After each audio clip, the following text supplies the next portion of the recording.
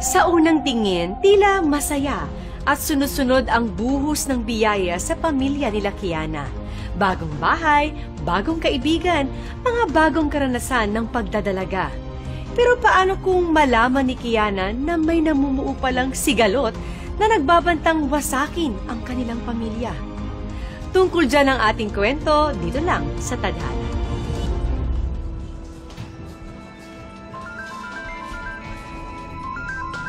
Hello? Oh, nandito na ako. Naligo ka na ba? Wait lang. Pababa na.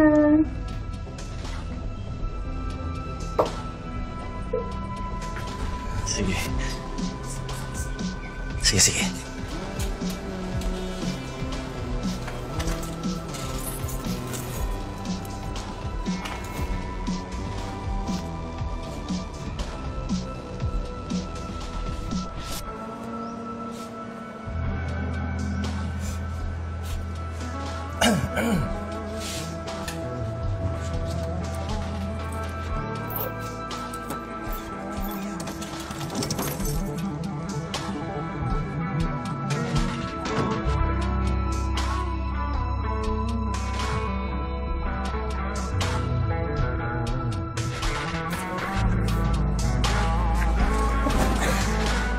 Bihis ka na. Bakit? Bihis ka na sabi.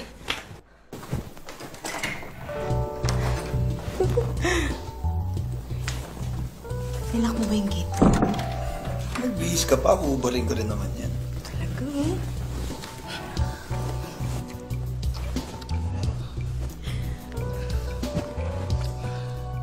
Andali na. Hindi pa tayo tapos. Tingnan mo yung oras. Diyan na yung mga bata. Bihis ka na.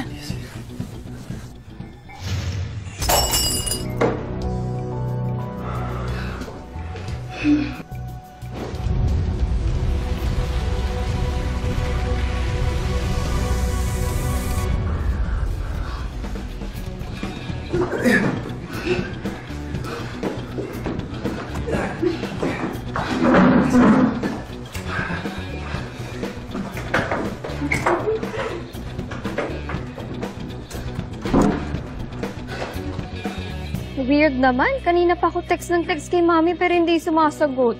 Si Papa ko nga din eh. Ay, wait lang yung house keys ko. Okay. Yung sa'yo. Chat-chat na lang tayo later ha. Sige. Bye-bye!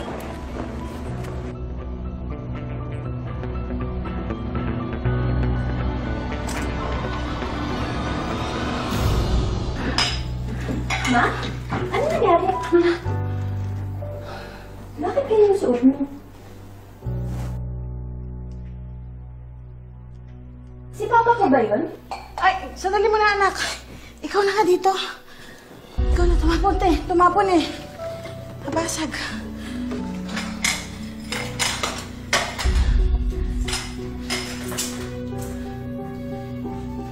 Sige, anak. Mag-ingat ka ha, baka mabubog ka.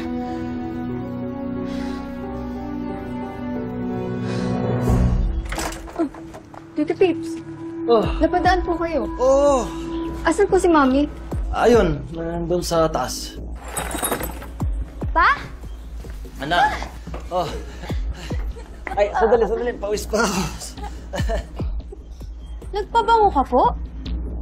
Ha?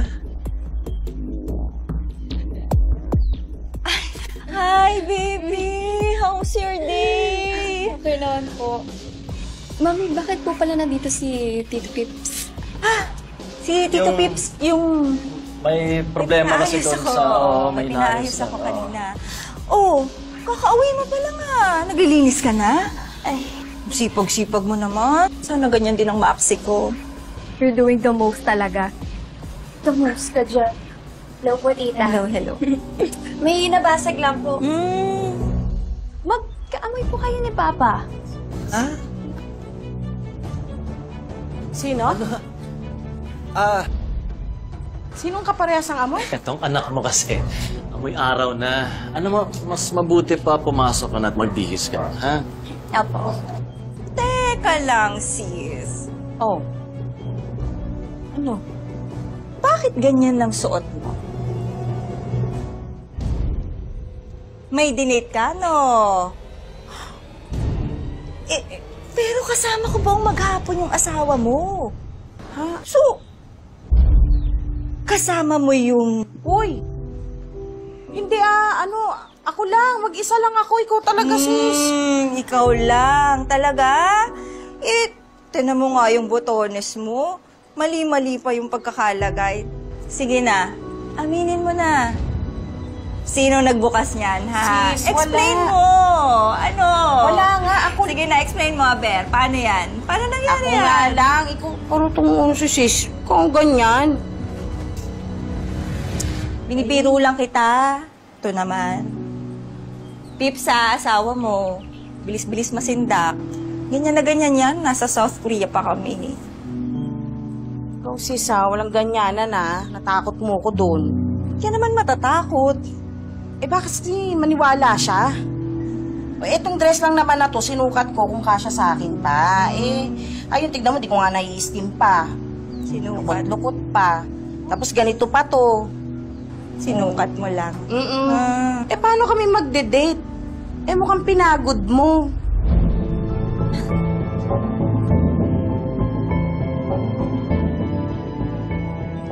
Sorry sis, nako. Salamat naman pinahiram mo sa akin yung asawa mo. Ay, yung ano nyo pala, ayos na ba yung barado ng banyo nyo? Yung bara? Oo. Medyo parado pa pero ayos Tapos naman. na, tapos na. Oo. Tapos na. Di okay. Ay, teka lang, andyan yung asawa ko. Excuse Sige, me, sige. ha?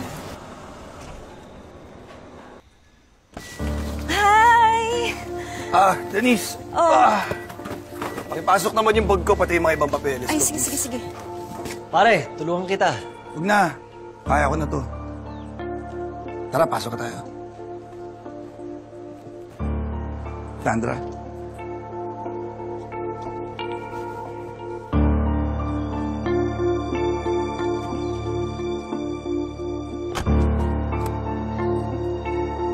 Pasensya ka na, ha? Mainit ulo na. Sige, sis. Tara, pasok tayo. Sige, tara. Kumusta school ngayon? Okay naman po. Saya naman. Marami ka natutunan. Opo. Ito naman.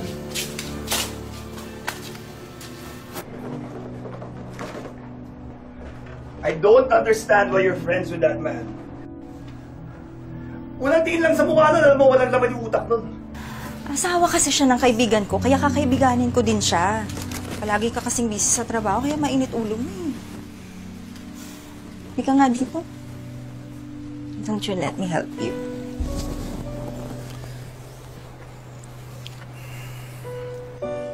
Denise.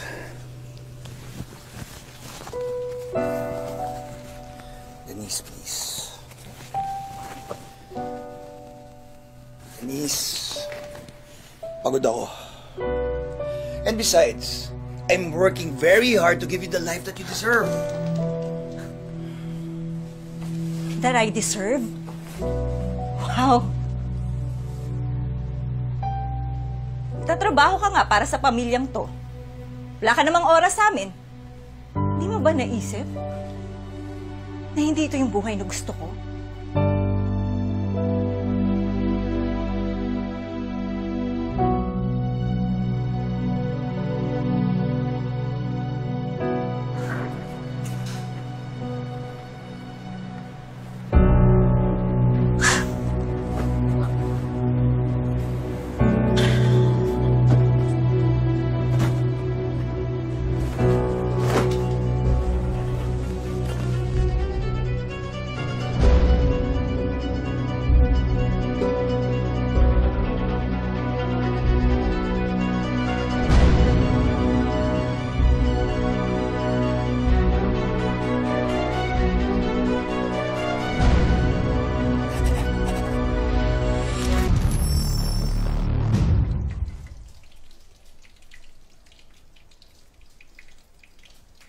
Noon pa mainit ang ulo ng matandang yun sa akin. ngayon ba yung parang iniisip mo? Inaaya ko naman siya mag-inuman. Pipo, hindi umiinom yung tao. Inaaya ko rin siya mag-basketball. Golf ang sport nun. Ano kaya nagawa ko at ang liit-liit ng tingin niya sa akin? Baka ang kailangan mo itanong sa sarili mo, ano ang hindi mo ginagawa? Eh, di ba, pinag-a-apply kita doon sa sinabi ko. Ano nangyari? Yung cook sa Japan? Oo. Seryoso ka? Aba, syempre, oo. Nag-aral ako ng civil engineer. Tapos magiging cook lang ako sa Japan? Ano lang sasabihin ng mga kaklase natin? Malamang, ang sasabihin nila, siguro malaki na ang sweldo mo. Ang swerte ng pamilya mo sa'yo, malamang hindi ka na basta tumatambay na lang sa bahay. At siguro nakakaginhawa na si Sandra, yun ang sasabihin sa'yo. Hindi ko na lang tutuloy. Ano ba naman ang alam ko sa pagluluto? Bebe, tara na. Kain na tayo.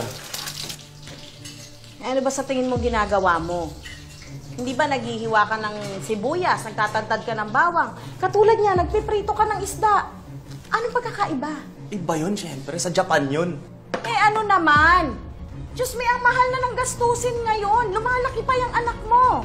O eh paano kung bigla na lang lumaki pamilya natin? O kaya mabuntis ako ulit? Magtutuda na ako. God, Pipoy! Sige, ikaw ang mag-budget dito. Tignan natin kung hindi pumatok yung matres mo. Ikaw, kumain ka na doon. Sabayan mo yung tatay mong walang silbi.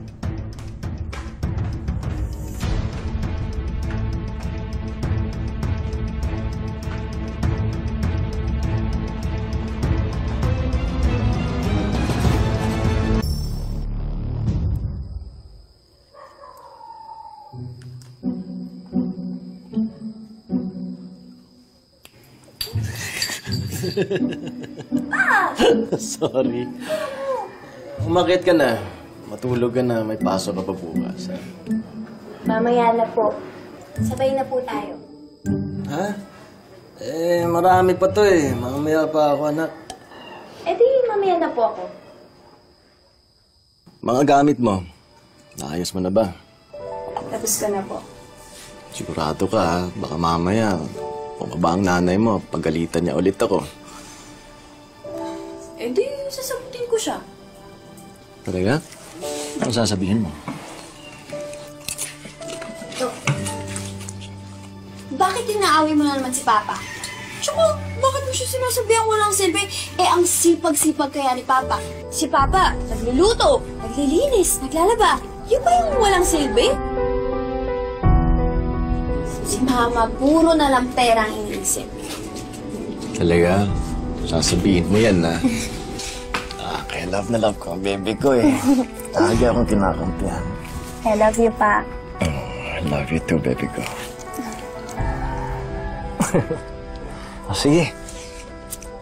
Tambay muna tayo. Ano nga rin mo? Bakit? Ano? Meron po akong nakita.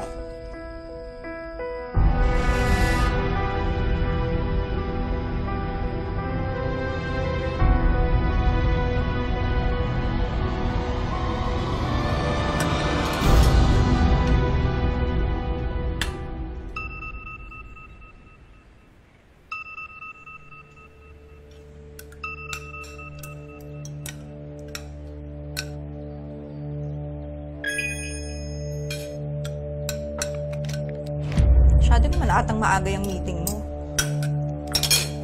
Kala ko ba puro night shift yung hinahandle mo? Really want to spoil my morning. Pinatay ko na nga para di mapansin. Napansin mo pa rin. Mommy, please. Sa huling pagkakaalam ko, 2020 pa naman ang vision ko. Malinaw pa naman pandinig ko. In fact, narinig ko pa yung alarm nila Sandra. Narinig niyo yon? Naku, late na naman si Kiana, pustahan tayo. Eh kung naririnig ko yon, bakit naman hindi ko maririnig yung mismong nasa harapan ko? Ang galing-galing ni Mami, no, Maxi? May superpowers. May spider sense yata Mami mo eh. Siguro dapat sumali ka sa Avengers. Kailangan ka nila. Para hindi lang ako yung nakikita mo. Kasi kapag gabi, may tumatawag, pinag-inalaan mo ako. Ngayon naman aga-aga, pinagdududahan mo ako. Ano ka ba dito? Housewife o security guard? Bakit naman hindi kita pagdududahan?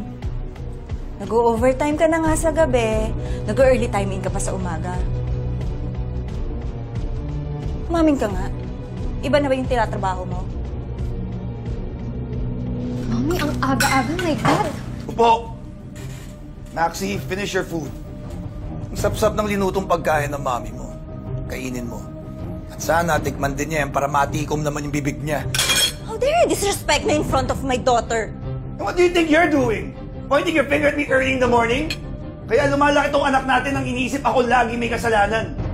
Dahil turo ka ng turo sa akin. Yan ang superpower mo. Turo ka ng turo. Mahilig ka magturo sa mga taong tingin mo nagpapamisarable sa'yo. Kasi ikaw si Little Miss Perfect. Ni minsan di mo naisip ituro yan sa sarili mo. Kaya di naman ako may madamay sa pagkamisarable mo. Yan!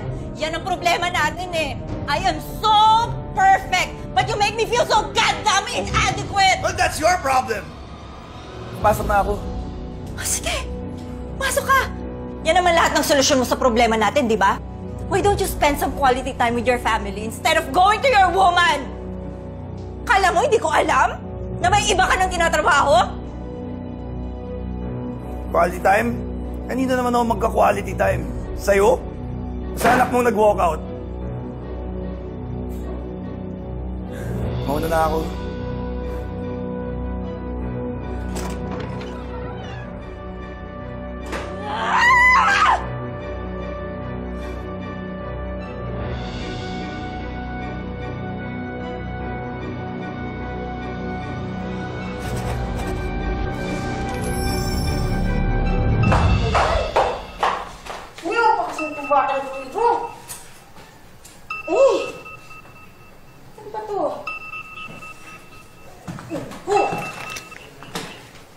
Kalat-kalat!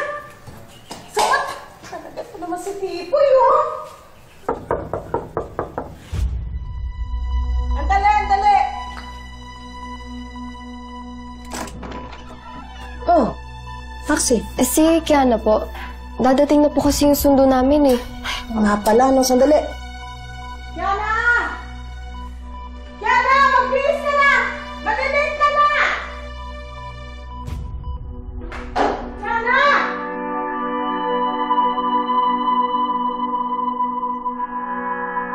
Hindi ba sabi ko sa'yo, matulog ka na maaga kapag school days. Hindi komot, di kita sinabihan. Ibig sabihin, pwede ka na magpuyat. Ikaw naman kasi. Aga-aga, ako na naman ang buang bibig mo. Eh, totoo naman eh. Kinukonsinti mo tong anak mo. Ikaw ang matanda, dapat mas alam mo. O katulad niyan, late siya. Ano ba hinahanap mo dyan? Yung assignment ko po. Sabi mo na ayos mo lang ng gamit mo kagabi. Oh, kita mo? Pati bata, naluloko ka. Bilisan mo na, malilate ka na.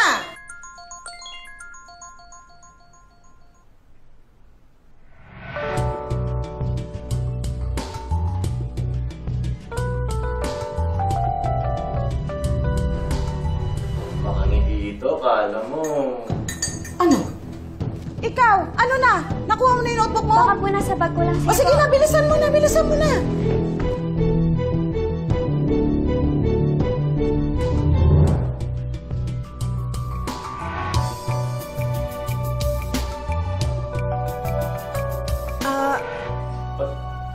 Taranta ka pa rin. Umalis ng anak mo, ha? Hindi, eto, ayan.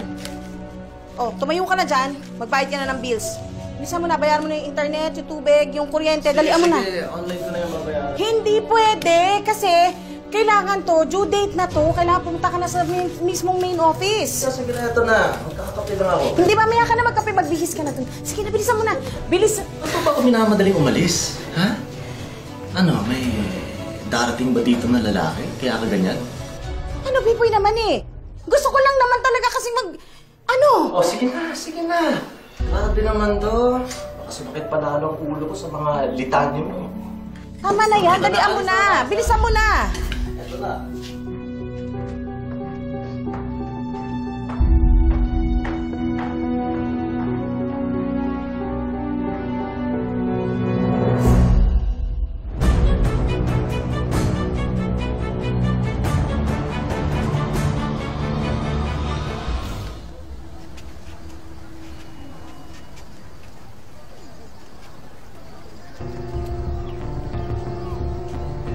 Bakit? What's wrong? Yung assignment ko, kala ko nalagay ko dito. Baka naiwan mo. Ay, si Mama kasi minamadali ako. May oras pa ba? Baka makahabol ako. Saan ka pupunta? Malapit na mag-bell. Kukunin ko lang yung assignment ko, ha? Uwi lang ako. Sige na, Pauret. Malapit na Sige na.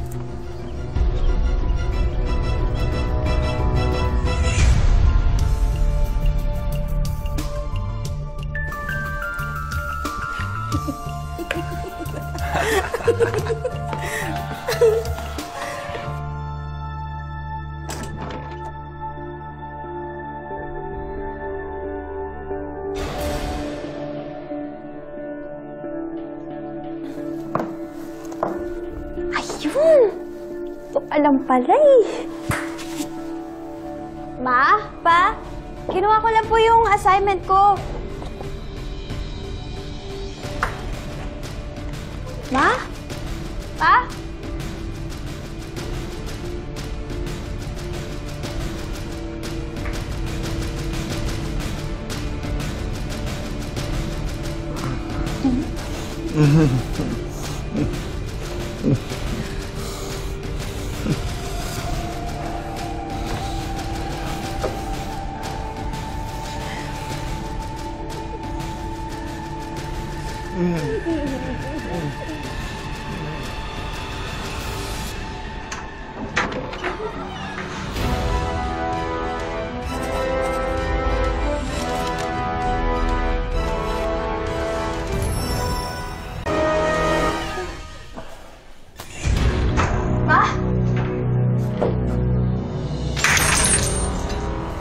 Raymond?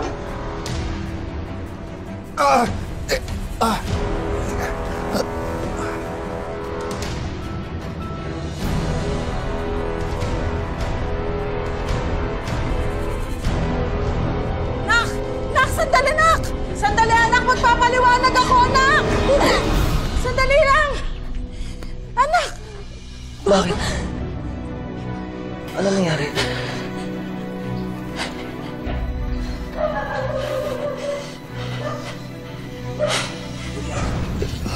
Boy.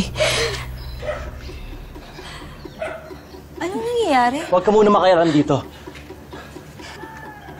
Sandra, sabihin mo sa akin ang totoo.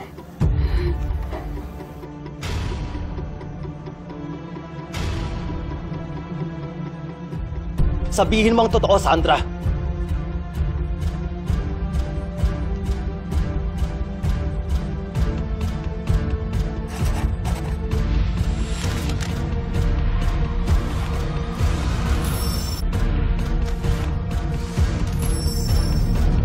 Magsabi ka ng totoo, Sandra.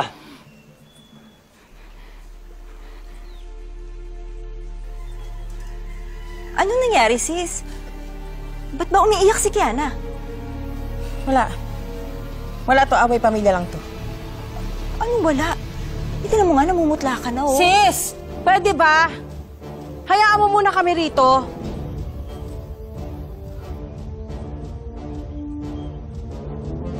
Pipoy, please, magpapaliwanag ako. Talagang dapat magpaliwanag ka, Sandra. Umuwi lang ang anak mo para kunin ang assignment niya. Pinagalitan mo na? Oo, sumusobra ng pagiging stricto mo, Sandra. Awa ka naman sa bata, nag-e-effort na nga eh. Umuwi siya dahil sa assignment niya. Hatid na kita sa school, anak. Ako na magpapaliwanag sa mga teachers mo, ha? Nakuha mo na ba yung assignment mo? Yun naman pala, sis. Kinuha lang yung assignment. Ba't galit na galit ka ba? Ay, di ba? Wag muna ngayon.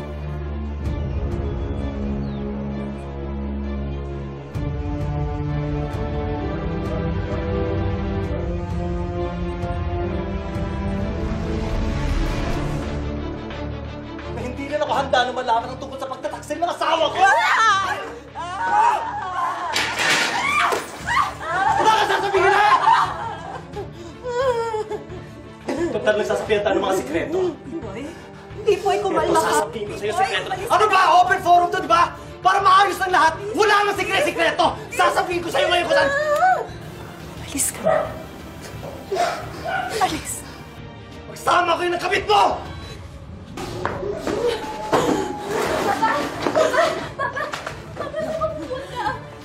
Iwan ko na kayo. Sandali niyo po! Sasama po ko sa inyo! Sasabihin mo sa akin kung sinong lalaki nakita mo sa loob ng kwarto namin ng nanay mo. Hanggang kailan kayang itago ni Kiana ang natuklasan niyang lihim ng kanyang ina? May chance pa kayang mabuhong muli ang nagkalamat nilang relasyon? Nako, yan ang inyong aabangan sa pagpapatuloy sa susunod na Sabado dito lang sa Tadhana. Mga kapuso, ako po si Marian Rivera.